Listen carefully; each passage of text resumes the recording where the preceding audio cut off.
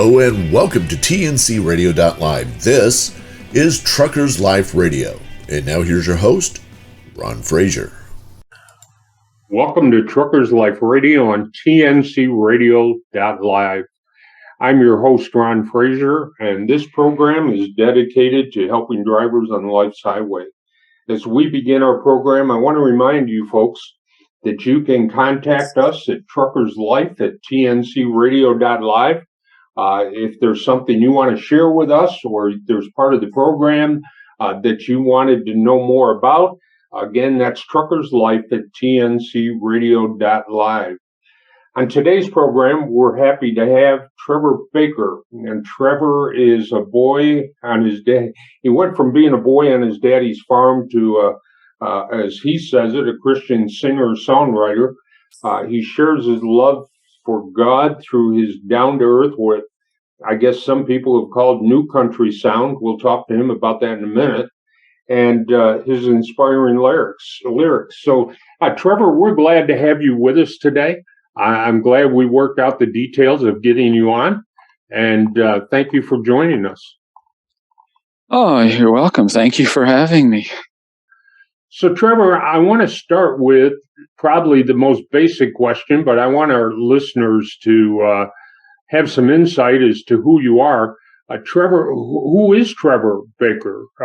Tell us a little bit about your growing up years and a little bit about your life story. Well, maybe I should just clarify one thing that we just had, because that was something that was written a long time ago. New country sound. I'm not sure if I'd fit into new country sound anymore. I'm more the 90s, I guess you'd almost call it stories through songs. But I grew up on a little farm in eastern Canada, 100 acres and 20 cows. And everywhere around there, it was farm after farm, 50-acre, 100-acre farms. So I thought the whole world milked cows. That's all I knew.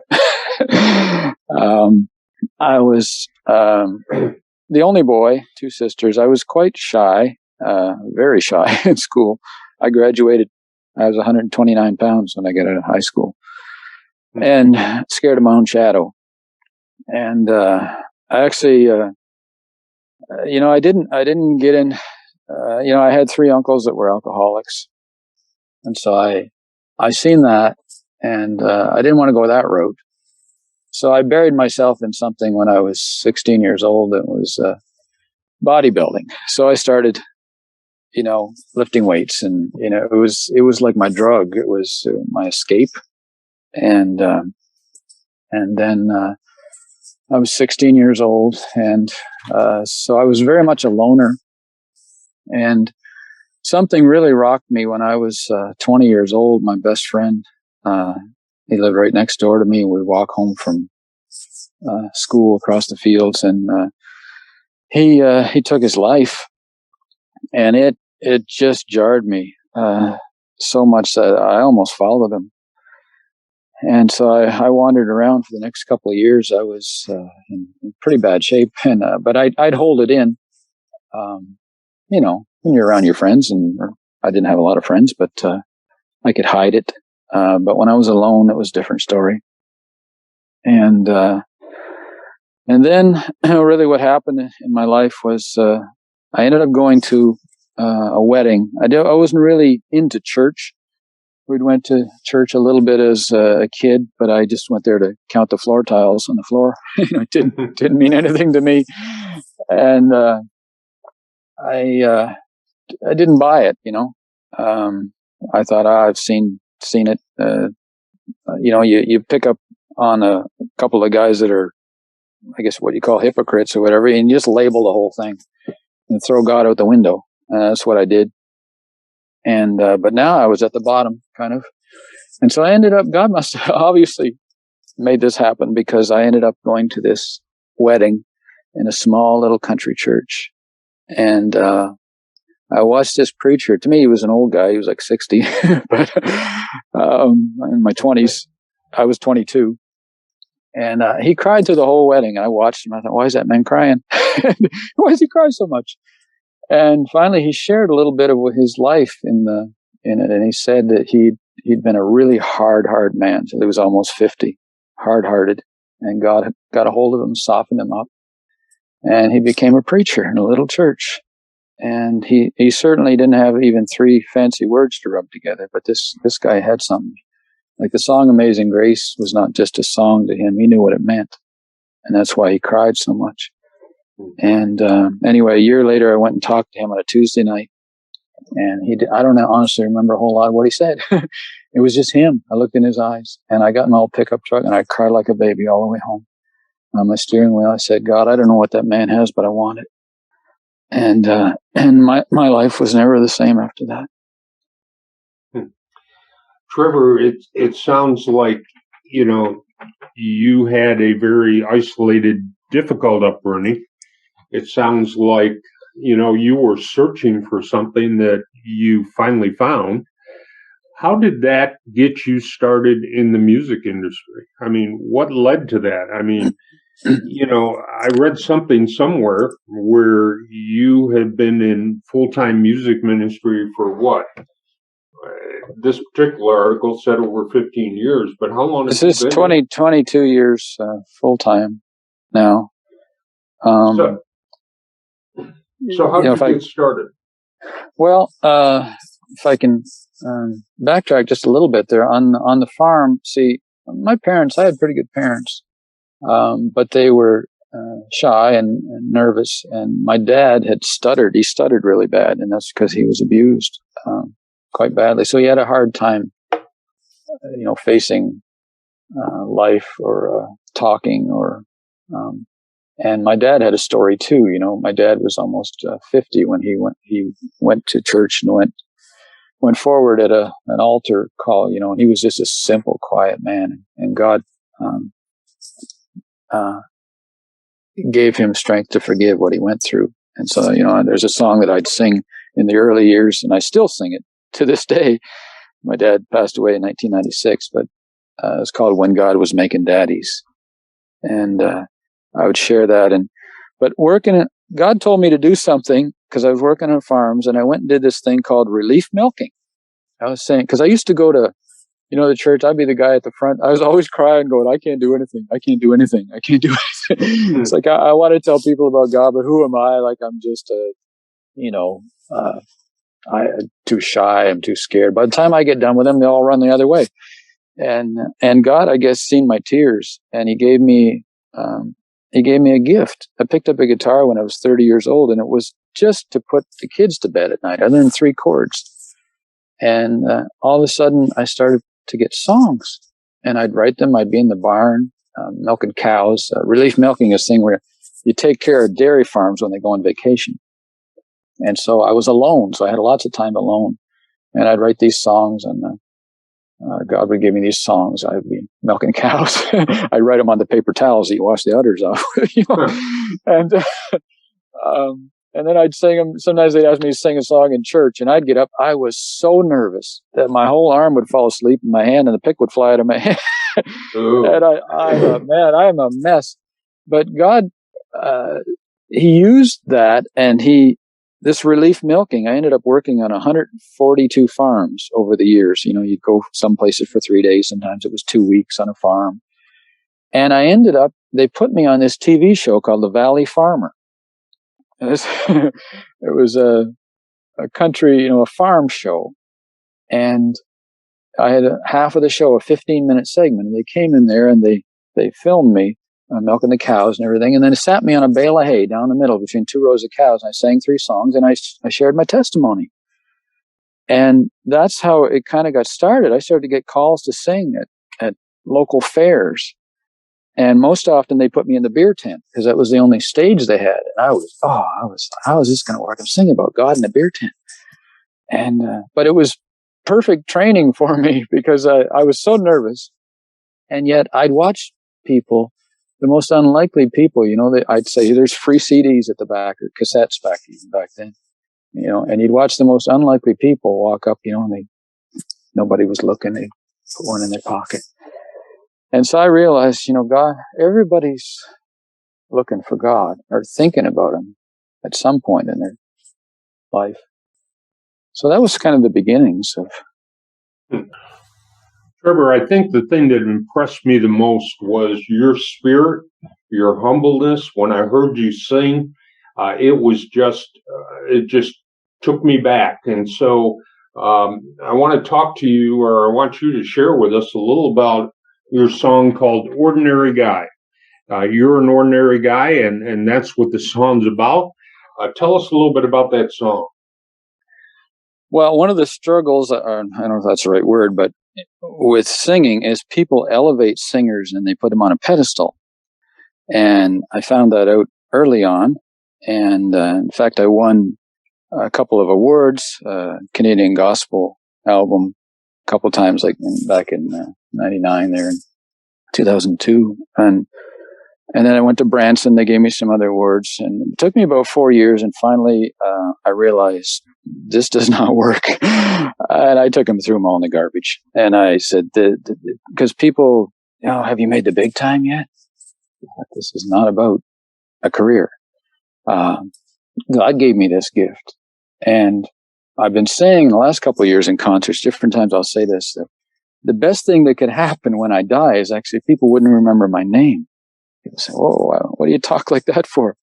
No, it just should be a vague recollection of a man that pointed them to a God that they became so enthralled with that they forgot who I was. And so my goal is not to be famous, but to be an ordinary guy, because that's where people live. That's where I came from.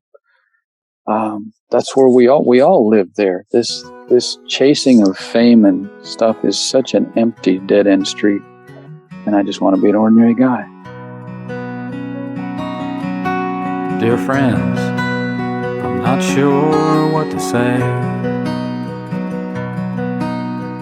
Just thought I'd write to tell you all about a special day when a young man on the wrong track first looked up to the sky. A simple little story about an ordinary guy. I'm not the greatest writer, I may not win a prize, didn't get high marks in English, I was never quite that wise. Most may just ignore me, but I hope that's not the case, 'cause this letter's about a fella who found God's amazing grace. I really can't imagine where that man would be today if he had never bowed his head and found a better way. Some may say that's silly, and you've heard it all before, but if your heart is open, I would like to tell you more. He had run clear out of answers, he was staring into space, couldn't see the point of staying in the human race. The cards were stacked against him, he was coming all undone. That's when he encountered the love of God's own Son. It's only me, that's all I have to say.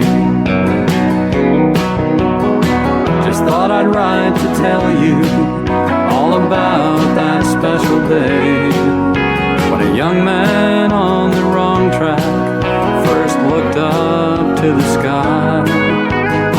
A simple little story about an ordinary guy. I know there's better storytellers you would rather listen to. I'm sorry if I don't come off like some great big to-do.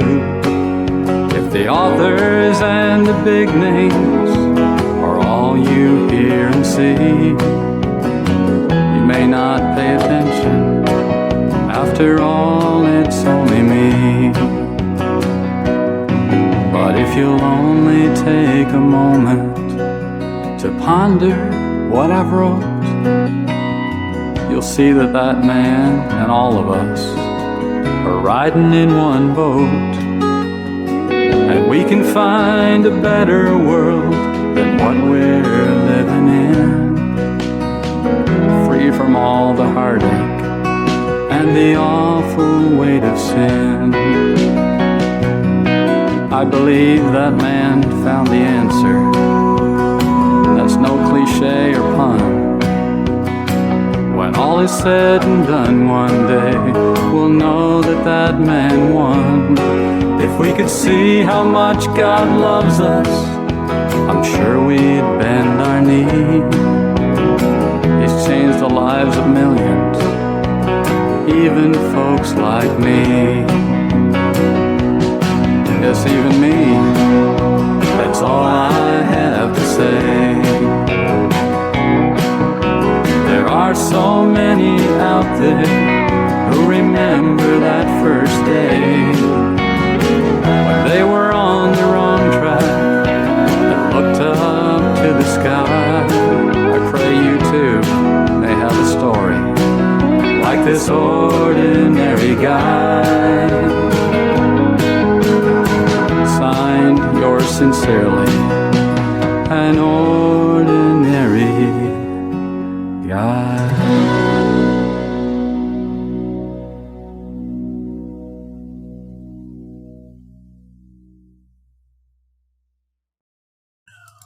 Welcome back to Truckers Life Radio. I'm Ron Frazier, your host. I'm here with Trevor Baker. And Trevor, we've been talking about your music and how you got started in the music industry. You shared a little bit about you wanted to get away from the fame. So my question to you is, why do you do what you do with your singing? What is your end goal for the music that you write and sing? Well, if you go back to the farms, you know, I drive around $500 Chevettes. I had a few of them, and it was basically God helped me, and He can help you too. Like one beggar that found bread, and he just wants to share with others that there's more bread, the bread of life. You know, the Lord. Why do I do what I do? You know, I'd give my cassettes and CDs and stuff away on farms and to the farmers. So, and it helped me bring me out of my shell a bit, because it was in my comfort zone. So I could talk to a farmer. And so God had a way of leading me into singing. And when I headed out in churches in the year 2000, because I was singing before that, you know, from in the 90s when I'd work on the farms, but I was working 7 days a week and split shift, and I was getting nosebleeds, and I was stretching myself so thin that God knew. And I had an accident on a farm, first accident I ever had, and it laid me up for a month. And I was laying there on the side of the riverbank one day, and I had 3 different gifts came in the mail for a couple $1,000, and nothing like that had ever happened to me in my life. And to me, it was like, I pull my own weight here. I'm from the farm, okay? Nobody does anything for me. I do it myself. And God was trying to show me, like, if you do this full time, I'll take care of you. And it doesn't mean even when I started singing, there was a 13-year period where I drive around in Geo Metros. I get for $1,500, and I do that because it saved money, gas money. I'd sleep in those cars even. You know, I'd pull up the fancy motel, I'd sleep in the parking lot. And it's so that, you know, I'd have funds to put into CDs and stuff too. You know, and in 2006, I felt I wanted to put even on my website in concerts, my CDs were free or donation. People said, why are you doing that? Well, part of the reason, if you go back, when I was a young Christian, the first Christian bookstore I went into, I there was a whole wall of cassettes. And this is 1984. And I had $10, and I'll pick one out. I didn't know any of these people. And I picked this cassette, and it was by a guy named Keith Green. And it was called Jesus Commands Us to Go. And I know God picked that for me because I'd sit and I'd listen to this thing and I'd cry. And he would do that. He'd do free stuff, free concerts, and he'd give his stuff away. And I thought that's where it's at. And I remember hearing a quartet when I was just about to start full time, and I went to hear them. And these three guys came out, between their songs, they do their little, almost like a scripted little spiel, and it didn't mean anything to me. It was just like plastic. And then the last guy, he was a replacement of it. I guess he was a new guy, and he was younger, and he just gotten saved, I guess, not too long, and he just poured his heart out. And he didn't have all the polished thing like the others, but it came right from his heart. And I thought to myself, if I'm going to sing, I need to be like that guy. Mm. And Trevor, your music has a different message than most Christian country gospel singers. Share with our listeners why that is. Why is your message, in my mindset, really different than most country gospel singers? And then as we draw closer to the break, I want you to share a little bit about your song, God Read Between the Tear Stains.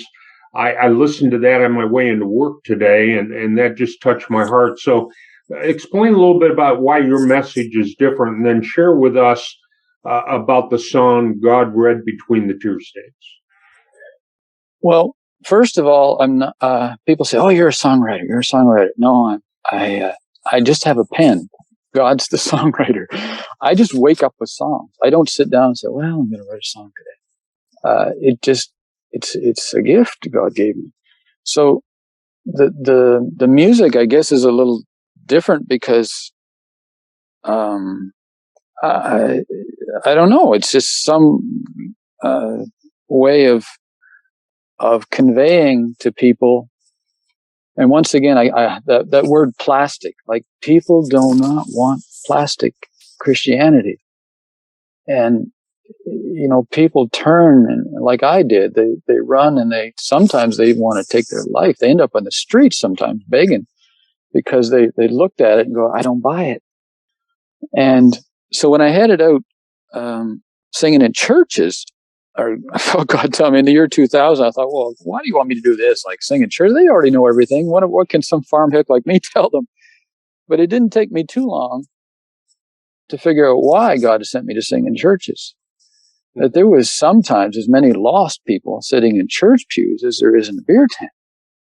And they got a belly full of religion, and that's all they got. Yeah. And my songs, I beat myself up a lot. I think, I'm such a bad news singer. It's like, and then I'd have these praying grandmas tell me, no, it's okay, Trevor, it's okay.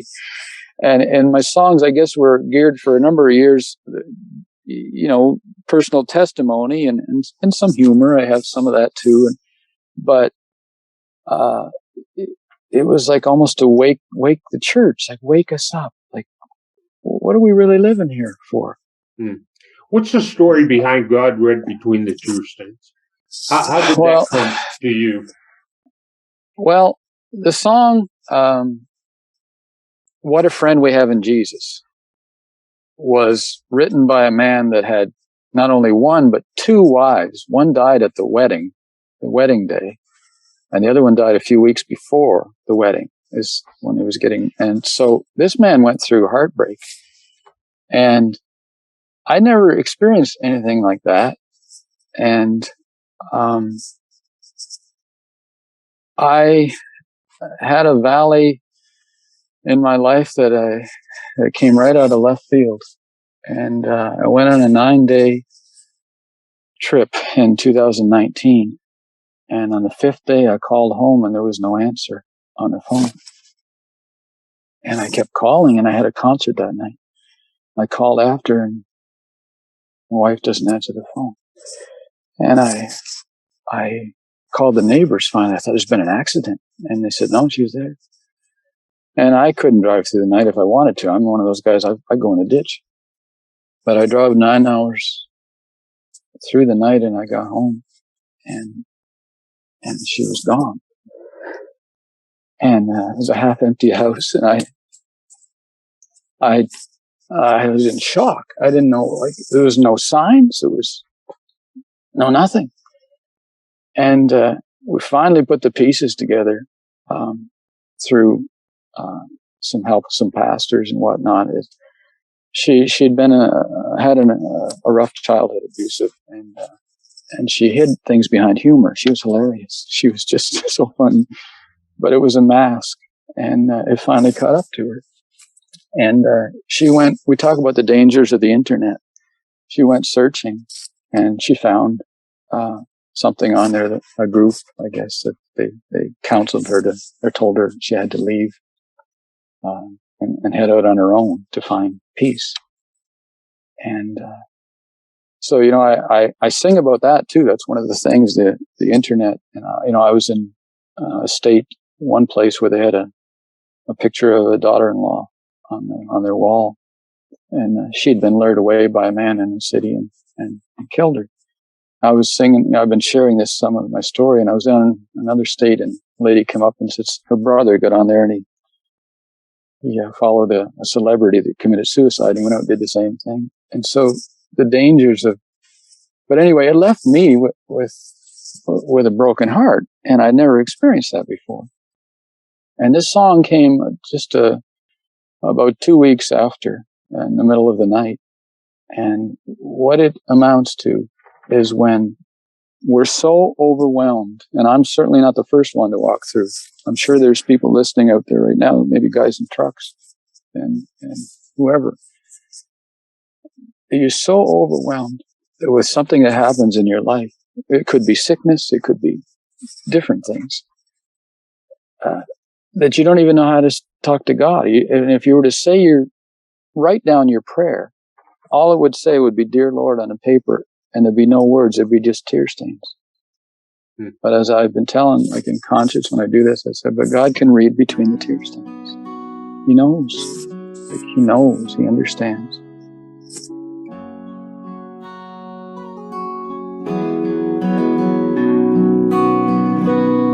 God read between the tear stains on the note she wrote last night. Dear Lord was all you jotted down, but you worded it just right. He understood the meaning, even though the pain remains. You may have only said 2 words, but God read between the stains. You tried to sleep but couldn't. Your mind was spinning round. You were counting through the memories, and the bad was all you found. Afraid you shouldn't tell him. He may not hear one who complains, but God knew what you were saying, 'cause he read between the stains. You paced around from room to room, sorting through your life, trying to count the good things, but the hurt cut like a knife. The morning greeted you with clouds. You know the feeling when it rains. Your letter hadn't dried, but God read between the stains. You grabbed a pad, but nothing came, just like the night before. Dear Lord, then you tapped your pen, but there was nothing more. When we're overcome with burdens, that's when God takes the reins.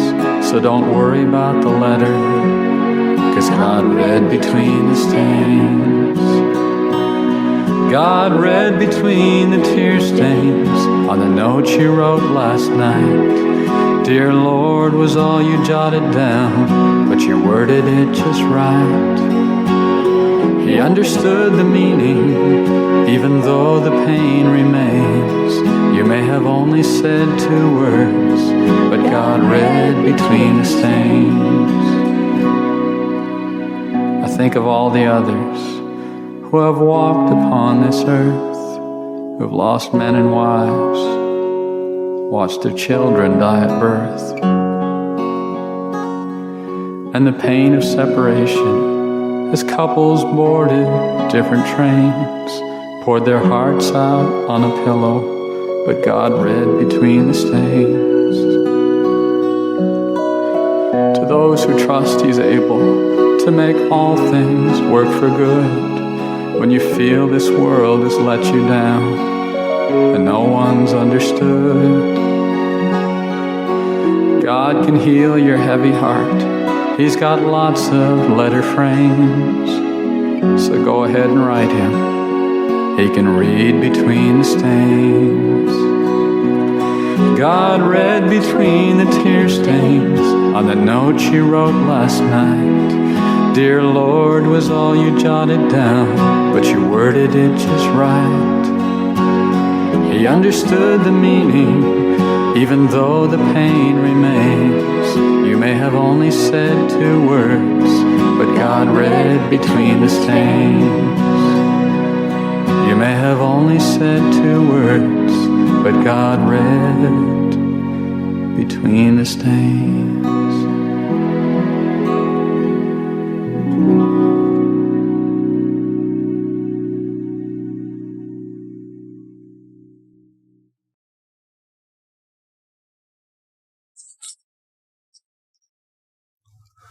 That's perfect. We'll kick right off there. All right. Segment number 3.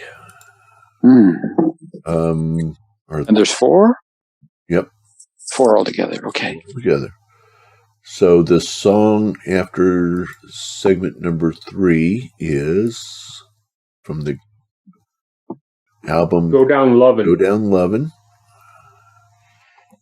And we'll be playing Go Down Lovin' at the end of this one. So, Trevor, by the way, huge Keith Green fan. I'm huge Keith Green fan. I can tell you exactly where I was standing in which building, looking at which people the day that I heard that he died, and I was just in complete denial. Yeah. I can't tell you the date, but I know exactly where I was. Yeah. Yeah, he had quite an impact on me. Guy. Yeah, me too. He really did. Yeah. All right. Are you familiar with Keith Green, Ron? I am. He is one of my favorites. In fact, I think of all the music I still have on tape, believe it or not, Keith Green is one of them. Yeah, I still have my Keith Green albums. I still have the vinyl. It's probably worth the money to somebody, but I wouldn't give it up. Yeah. All right, guys. Are we ready? We are. Yeah. All right. So here we go. In 3, 2, 1. Welcome back to Truckers Life Radio. I'm here with Trevor Baker. And Trevor, you've been sharing a story about your life with us and about your music. I want to pick that up a little bit more. I want to talk to you. Trevor, what are some of the challenges that you have or are facing in ministering through your music? I know that you have said before that true happiness comes from knowing God and trusting in His plan for your life and your family. But that doesn't mean we don't face challenges. And so what are some of the challenges that you have faced in ministering through music? Well, one of the things I don't want to be beating up the church here too much, but sometimes I think we've lost sight of reality and we can live in a bubble almost. And maybe because I began singing in beer tents, it gave me a different, I didn't start in the church singing. And God gave me country, which is weird because I didn't even listen to country. Like Keith Green's not country. And when I picked up the guitar, my songs came out country. It's like that's like having two strikes against you before you start. It's for some reason in the church they treat country sometimes almost like a disease, and it's contemporary. And I'm not trying to. It's just we lose touch with where people are out there, and that can be different types of people. I guess is been farmers and simple folks, and I'm sure truck drivers fit into that. It's just common, old flannel shirt kind of people that you put on, and that's kind of what I sing about. And but one time I was singing a number of years ago, and there was 140 homeless people, and I was nervous. I'm always nervous, but I was pacing around outside thinking, oh, what am I going to sing? So I thought I got to sing the nicest songs, the sweetest songs and love songs, and just all songs that are beautiful and lovely. And I got in and I did this for about an hour, and I realized nobody's paying attention to me. And finally I shifted gears at the end, and I sang a couple of what I'd call the hard songs that I'd been doing. And one was called the North American Christian, and which is kind of talking about how we've gotten like the North American Christian. That where's my new truck and my new car, and we got the latest book, and but are we real? And to my surprise, I had about 8 CDs on the table, and I said, anybody wants a free CD, come on over, and there was quite a bunch of them come over, and they all wanted, without exception, they wanted that song. Okay. So what that was saying to me is some of these folks, they've been looking for God, but the church or whatever Christianity, our culture and Christianity has muddied the water so bad in the last 30 years or so, they can't even figure out who God is anymore. And, once again, I don't want to be too hard on that. But, Keith Green had songs like that too. It's like, we need to wake up. And I say that about myself too.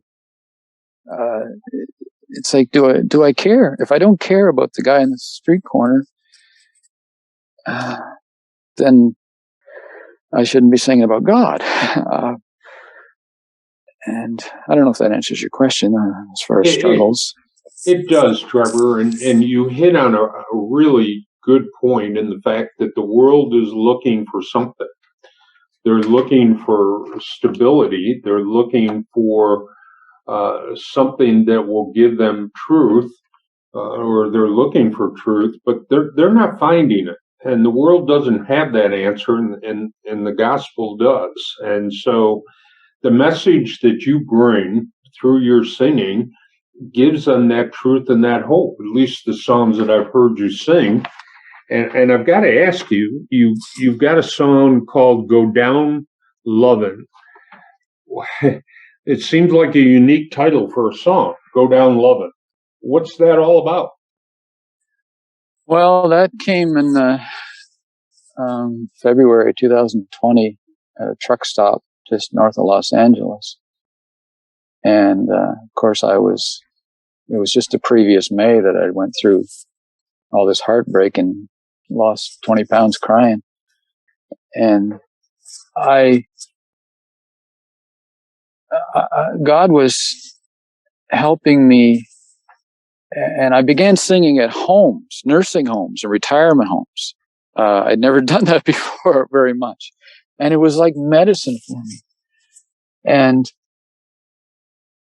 I would hear stories of, even at these homes, of people that had went through tragedy in their life of different things. Sometimes they came from other countries and the hardship they went through. And I'd look at some of these, they're not all that way as they're older. Some folks are hard too, and they're not ready for eternity. But there would be these seasoned people that have walked with God. And I said, what can I learn from behind this wrinkled face? And it's like, they're so full of peace and what they've went through. And of course I'd hear some stories on the road too of people that have been through things that I had been through. And here they are 30 years later, and they're so full of love. It's like God deepened their faith because the comfort of God that they received during their hardship, just like the song, What a Friend We Have in Jesus, the comfort that man received after 2 wives dying gave him the inspiration to write, oh, what needless pain we bear, all because we do not carry everything to God in prayer. And so this song, I was about 10 o'clock. I was just laying down. I could hardly see the paper to write it down. I was crying so hard. And it was like, go down loving. If life's going to knock the legs out from under me, I don't need to be, I can't be bitter. Sometimes people hurt us and they don't even mean to. And we talk about the worst prisons in the world, and we think of bars and guards and all of this stuff. But the worst prison in the world is the prison of hatred and bitterness. And I think God is, through this, what I've been through, God's given me some sort of a window into that I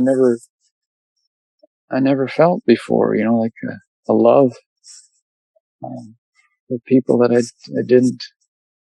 I might not have noticed before. Trevor, you said that you don't write songs, God gives you songs. And I think that's evident in what you're saying about this particular song, that you went down and God just laid it on your heart and you put it on paper. And so I encourage our listeners to get a hold of it. If they don't have the availability to other songs, at least this one, because I've heard it. And it has such a message. It's so impactful. And it's really in line with the people who are searching for truth. This song puts it out there. And so, Trevor, you said, is this your newest song? That's the latest CD.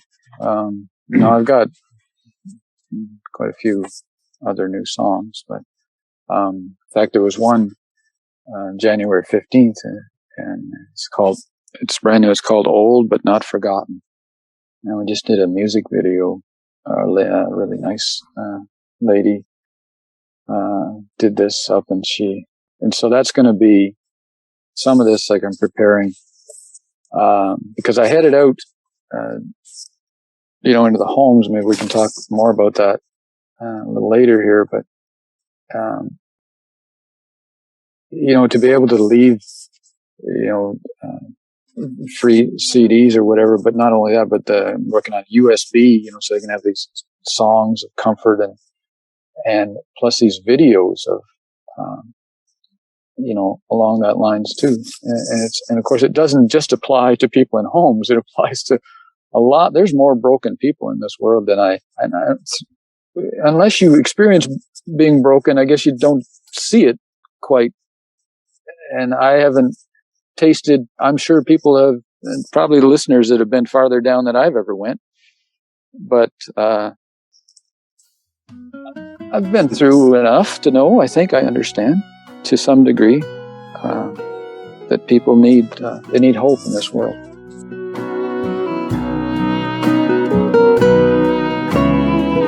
We ought to go down loving, 'cause that's what Jesus said to do. Go down loving, take the road among the few. When our heart gets locked on hurting, our Savior holds the keys, so we can go down loving when we fall upon our knees.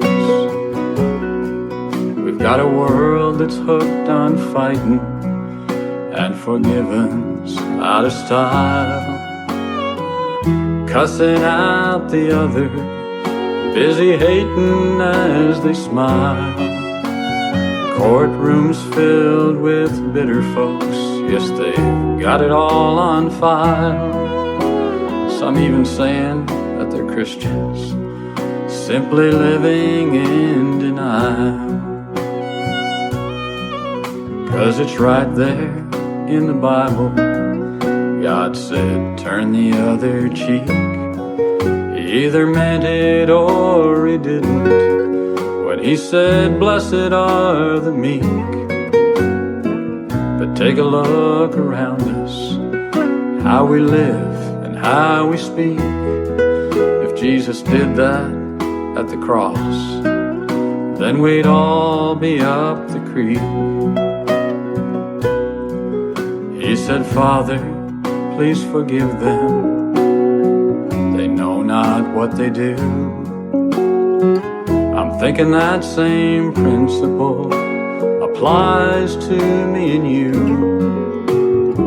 'Cause hatred's just a prison that will always leave you blue. When we take our anger to the Lord, His peace comes shining through. So we can go down loving, 'cause that's what Jesus said to do. Go down loving, take the road among the few. When our heart gets locked on hurting, our Savior holds the keys. So we can go down loving when we fall upon our knees.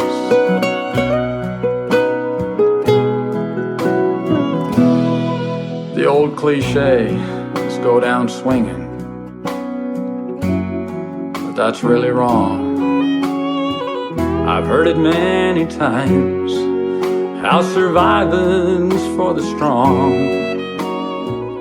And we can hum that tune every day from dusk till dawn. But it's never helped this world that keeps singing that same song. Just look around and tell me if what I'm saying isn't true. The attitude is mostly, if you wrong me, I will sue. I'd say by how we're living, we sure need to get a clue. Start taking our instructions from the only one who knew. You didn't see him cussing Romans, the politics of the day. If they were charging unfair taxes, he'd just turn the other way. If someone does us wrong, he never said to make them pay. Instead he said we should bow our heads and simply pray. We ought to go down loving, 'cause that's what Jesus said to do. Go down loving, take the road among the few. When our heart gets locked on hurting, our Savior holds the keys. So we can go down loving when we fall upon our knees. When our heart gets locked on hurting, our Savior holds the keys. So we can go down loving when we fall upon our knees. We can go down loving when we fall upon our knees.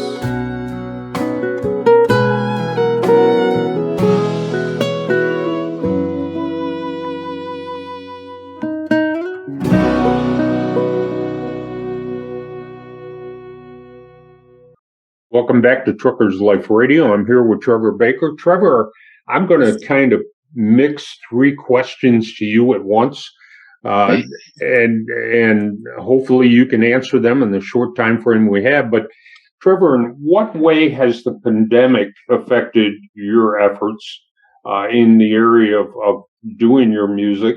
The second question I'm going to ask you is, what do you see happening in the future for you and your music? And then I'm going to end this thing out and let our listeners know how they can get a hold of your music or how they can contact you. They can always get a hold of us, but we'd love to have them be able to reach you directly. And so as we close this thing out, would you share with us what you see happening in the future and how the pandemic has hit you and how our listeners can get a hold of you or your music? Well, the pandemic shut down singing. That would be no secret for many people. But interestingly enough, I ended up being very busy. I couldn't sing in churches, almost not, the odd one, very, very few. But the door opened to sing at the nursing home. So I started doing outdoor concerts in June, I guess it was, June of 2020. And right up till it got even cold, I'd have a big furry hat on, a winter coat, and they'd have the windows open. They can listen. I did about 70 of those in Saskatchewan and Ontario. And last year I did a bunch more. I went into Alberta. And so I want to keep doing that a lot more. I mean, in the beginning, I almost thought, well, maybe I need to get I've been singing for all these years. I actually went to the Safeway and got a form. I thought maybe I need to get a job packing shelves here. What do I need? But I had these 30 concerts booked at these homes. And the first one I did, I turned on my phone after I'd finished. And here was a message from a lady that wanted 2 CDs. And she wanted to give me $500. I thought, okay. So God just covered the gas for me to run around in all these places to these homes. And so I knew at that point, okay, keep going and keep singing. And so recently, right now, actually doing a New Year's, I felt God felt this to head out on a thing called Praise Him in the Bad Times. And there's actually a music video that was just done too. Praise Him in the Bad Times, like a tour. And how fitting is that for what we're living in? Like, will we be thankful? And then I would share some of the things that I learned at the homes, or these simple little ladies, in their wheelchair. And I think, man, we could use you in the 6 o'clock news, Grandma. Here you are, so peaceful. God on your face. And and then the trucker with you guys. This kind of came out of, I wasn't expecting. Someone in Canada wanted some CDs to hand out to truckers. Sent me a little donation, and I sent 30 CDs. And then I made the offer. I said, I got lots of CDs. If you want some more, I'll give it to you. And so she wanted a bunch more. And then one day I prayed and woke up and I called a couple places in the United States, and one of them was you guys. and I guess I didn't know who to look for, and I guess God opened that door, and I didn't realize the need, in the trucking and what these guys, what they live with day to day, men and women, I'm sure, that drive these trucks. And I guess, as far as, if anybody wants any music or whatever, I've got a website. I'm a little old school, I haven't quite caught up with Spotify and all that stuff. But trevorbaker.ca, trevorbaker.ca. Like Canada, it's not .com, it's .ca. And not sure. I'm not the greatest guy at advertising. I'm the guy at the CD table where I feel like crawling in a hole. I'm not a salesman. Anyway, I'm a simple guy. That's all right, Trevor. You want to give us that address again?